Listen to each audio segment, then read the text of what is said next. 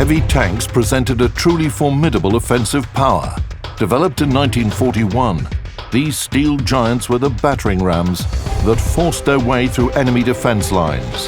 However, the invention of the nuclear weapon significantly affected the requirements of combat vehicles, and heavy tanks had to be modified to adapt to these new combat conditions.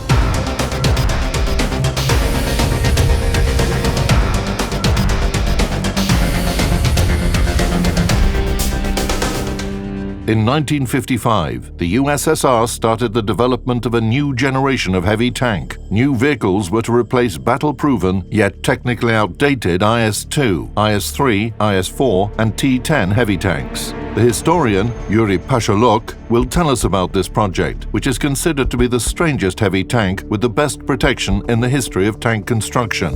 The development of a new concept of heavy tank included works on 4 vehicles. 3 vehicles were developed in Leningrad and the other was in Chelyabinsk. The project, developed in Chelyabinsk, was a 55-ton Object 770. In Leningrad, the design bureau of the Kirov plant was developing the Object 277 and Object 278 projects, which differed only in engine type. The Object 278 was to be equipped with a gas turbine engine. The Object 279 was the third project designed by the bureau. The tank was literally heavy. Its weight, around 60 tons, was the result of its powerful engine and enhanced armor.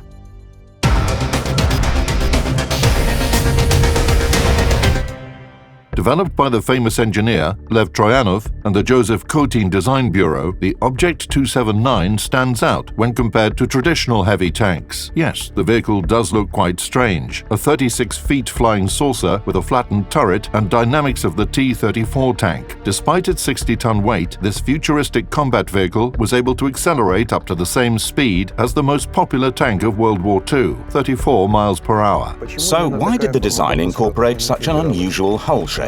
Back in the post-war period, dynamic protection for tanks had not yet been invented. In addition, neither the USSR nor Western countries equipped vehicles with modern composite armor. Nothing like it existed at the time. As a result, a heat shell could effectively penetrate all types of cast armor, of any thickness, even at significant angles. There were 2 ways to solve this problem. One solution required an immense increase to armor thickness, which would result in increased weight and low maneuverability. The other way called for some technical solutions, like increasing the slope of the hull armor. As a result, the cumulative jet of the heat shell would go along the armor plate and leave a dent, but not penetrate. And the Object 279 was developed on the basis of the second. Despite the futuristic layout, the vehicle had a classic design, similar to traditional tanks. However, the design did feature a number of creative solutions to improve the vehicle's protection and crossing capacity. The unique hulls of USSR tank construction have always been different from other vehicles.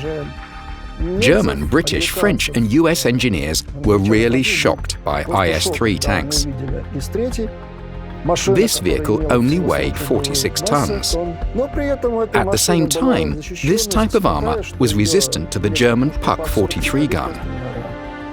The strict limits to combat weight resulted in the emergence of new designs in tank construction, hulls with shape structures of variable thickness and slope. The all-casted hull, which was of medium weight, combined with the turret, created armor of variable thickness, which ranged from 1.6 to 2 inches all the way to 11.8 inches.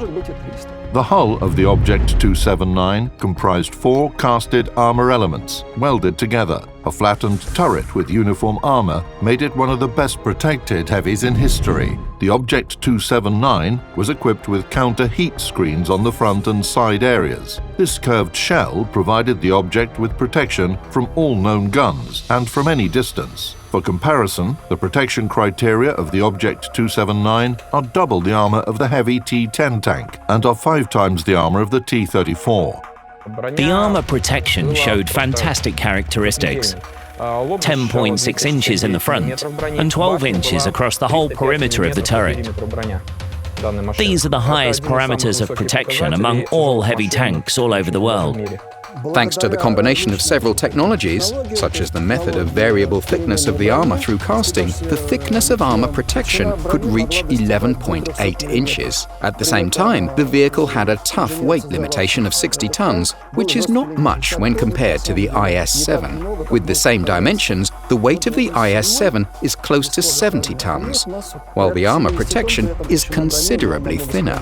In addition, the Object 279 had a very compact configuration due to its loading mechanism, allowing the 5.1-inch gun to fire 5 shots per minute. This is quite a high rate of fire, even for modern vehicles. This steel giant has a powerful armament. It is equipped with a 5.1-inch M65 gun and 0.6-inch KPV heavy machine gun, with semi-automatic loading mechanism, mechanized rounds rack, and stereoscopic aim. But the main highlight of this alien tank is its suspension.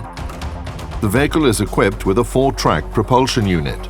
Each side has 6 built-in doubled rollers and 3 support rollers. The drive wheel is positioned in the rear. There was a forced decision. First, the introduction of a 4-track system was being developed in the late 1940s to increase crossing capacity. Second, such a configuration and layout of the hull was implemented in order to increase the armor and protection characteristics of the vehicle. In fact, this heavy tank featured rational slopes of armor plates in order to deflect the shells of enemy vehicles. This resulted in the current layout, which looks rather strange and unusual. US engineers also worked on similar designs for quite a long time, but their concept was slightly different. They tried to develop a tank not with 4 tracks positioned on the side, but 4 tracks paired in a lengthwise position, which means it would be a vehicle with a hinge mechanism, which allowed for better maneuverability on terrain. A better crossing capacity meant it could drive across areas that could not be crossed by any other vehicle. The decision to use an unconventional suspension turned the Object 279 into an armored off-roader, which could cross unsuitable terrain and surfaces, swamps, and huge masses of snow, as well as crash through the enemy defense, even in winter conditions. By the way, the specific ground pressure of this heavy vehicle did not exceed 8.5 psi. Taking into account the weight, its crossing capacity is closer to a light tank. Military units were supposed to act on terrain that would have been heavily damaged from the impact of a nuclear blow. This would include some difficult terrain, swamps and tundra, where the surface, affected by a nuclear impact, would defrost significantly, and thus almost neutralize the crossing capacity of standard vehicles. The crew featured a conventional arrangement of 4 men. The commander, gunner, and loader were seated in the turret. The driver was seated in the center, in the front section of the hull, next to the entry hatch. As in many USSR vehicles, the Object 279 had quite limited space for the driver, which meant that a crew member who was taller than 5.6 feet would feel quite uncomfortable. In addition, this vehicle had a very low silhouette, which was typical of Soviet vehicles. In comparison, the British Conqueror, with a similar weight, stands 9.8 feet height. The Object 279 stands slightly over 6.5 feet, which meets the standards of modern tanks. Back in the 1950s, the world was split into 2 warring poles, and the ghosts of large-scale military conflicts were looming on the horizon.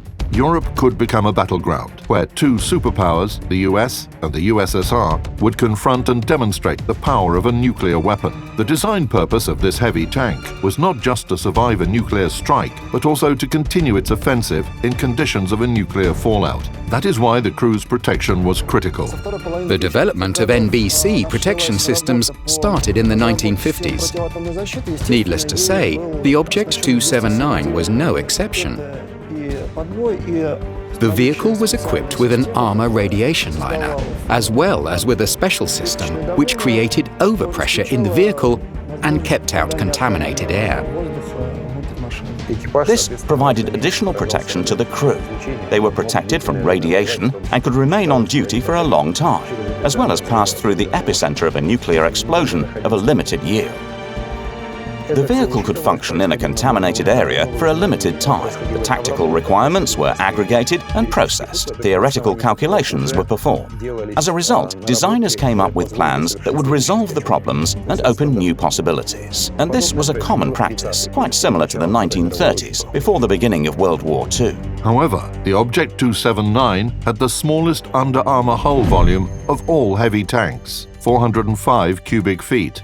This was quite a drawback. Also, other disadvantages included expensive production and the worst-ever vehicle maneuverability. Despite its amazing crossing capacity, the vehicle required enormous power and a lot of time to turn left or right. 4 tracks drastically increased the number of breakdowns. A number of technical ideas and solutions were used later in the development of the next generation of tanks. However, the development of super heavy tanks was completely discontinued in the USSR. It is widely said that this was the decision of the first secretary, Nikita Khrushchev, who relied mostly on the missile program. In fact, the Object 279 showed outstanding characteristics when compared to a number of legendary heavy tanks. However, the process of its development and improvement was so long that it would not be able to compete with medium tanks, developed in the USSR in the 1950s to 1960s. As a result, a total number of 3 vehicles were produced, and the unique Object 279 only remained a prototype. All produced vehicles were simply scrapped. Only one Object 279 Variant 2 survived, and it is exhibited at the Kubinka Armor Museum. This vehicle is the pinnacle of the concept advocated by Nikolai Shashmurin, one of the most prominent designers of heavy tanks.